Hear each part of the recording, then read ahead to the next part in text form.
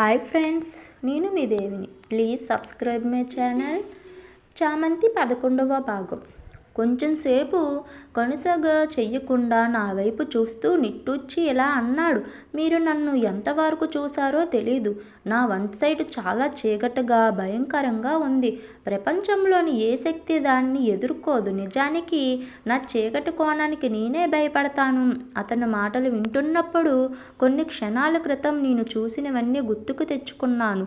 తను తన యొక్క చీకటి కోణం గురించి మాట్లాడుతున్నాడని అర్థం చేసుకున్నాను. కొన్ని కారణాల వల్ల తను కూడా ఆ వైపు నుండి తప్పించుకోవాలని కోరుకుంటున్నట్లు నాకు అనిపించింది. కాబట్టి నేను తేలికపాటి స్వరంతో అన్నాను, నేను ఇప్పుడు మీతో వైవాహిక బంధంలో ఉన్నాను. కాబట్టి ఇప్పుడు మీ మంచి చెడు అంశాలు రెండూ నాకు చెందుతాయి. మీరు మీ భార్యను పూర్తిగా విశ్వసించవచ్చు. మీ కష్టాలను ఆమెతో పంచుకోవచ్చు. నా భర్త నిశ్చలమైన చూపుతో చాలాసేపు నన్ను చూశాడు. నేను అతని కళ్ళల్లో ఆశ్రయం కోసం దయనీయమైన కోరికను చూడగలిగాను. తర్వాత నా చేతులను తన అరచేతుల్లో పట్టుకొని ఇలా అన్నాడు, మీరు నన్ను చూసి భయపడలేదా?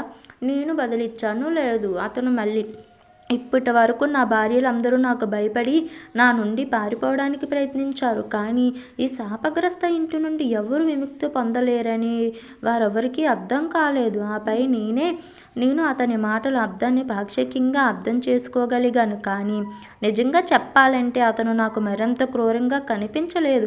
అప్పుడు నన్ను సముదాయించి నా కర్తవ్యాన్ని నిర్ణయించుకొని అతని చేతిని తేలికగా నొక్కాను. మీరు ఎవరి గురించి మాట్లాడుతున్నారో నాకు నిజంగా తెలియదు. అలాగే తెలుసుకోవాలని కూడా లేదు.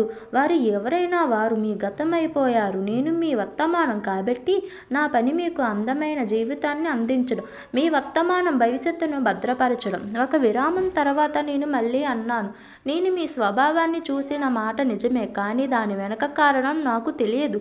అయితే ఈరోజు నేను మీకు ఒక వాగ్దానం చేయగలను. నేను మిమ్మల్ని ఈ శాపం నుండి విముక్తిని చేస్తాను. మిమ్మల్ని ఈ ఇంటిని ప్రభావితం చేసే చీకటిని శకునాలను తొలగించడానికి నేను నా వంతు ప్రయత్నం చేస్తాను. జాలిగా నవ్వుతూ నా భర్త ఇలా అన్నాడు, చీకటి శాపం నేనే అని మీకు తెలిస్తే అప్పుడు మీరు ఏం చేస్తారు? గట్టి స్వరంతో అన్నాను, ఈ భూమి మీదకు శాపగ్రస్తుడుగా ఎవరూ రారు. పుట్టిన తర్వాత శిశువు ఎప్పుడూ నిర్మలంగా అమాయకంగా ఉంటుంది.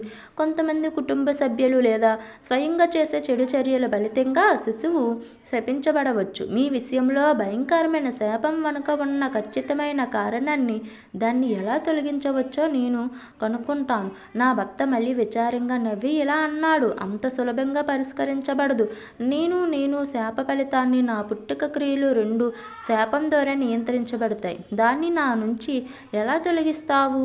మీకంటే ముందు కూడా నా జీవితంలోకి కొంతమంది ఆడవాళ్ళు వచ్చారు. కానీ ఆ శాపం వాటన్నిటినీ ముగించింది. బహుశా అది నిన్ను కూడా ముగించి ఉండవచ్చు.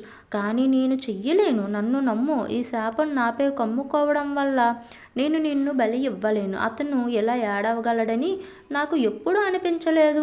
తనకిష్టమైన వస్తువును పోగొట్టుకుంటానని భయపడి ఏడుస్తున్న పిల్లవాడిలా జమీందారు కూడా చీకటి రాత్రిలో నన్ను కౌగిలించుకొని కన్నీళ్లు పెట్టడం ప్రారంభించాడు. నేను అతనిని గట్టిగా పట్టుకున్నాను.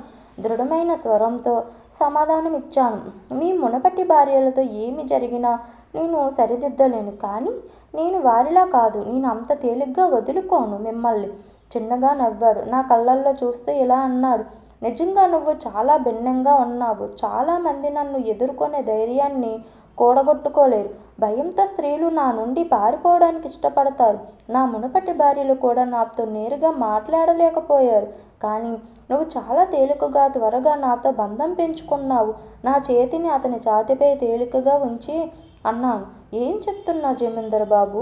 నువ్వు నా ప్రియమైన భర్తవి, నా హృదయానికి అత్యంత సన్నిహితుడివి. నువ్వు తప్ప మరెవరూ నాతో ఇలా ఉండలేరు. అప్పుడు అతని ఛాతీపై నా ముఖాన్ని పాతిపెట్టి మళ్ళీ అన్నాను, అంతేకాకుండా జమీందారు ఇంటికోడలు ఎవరైనా భయపడాలా?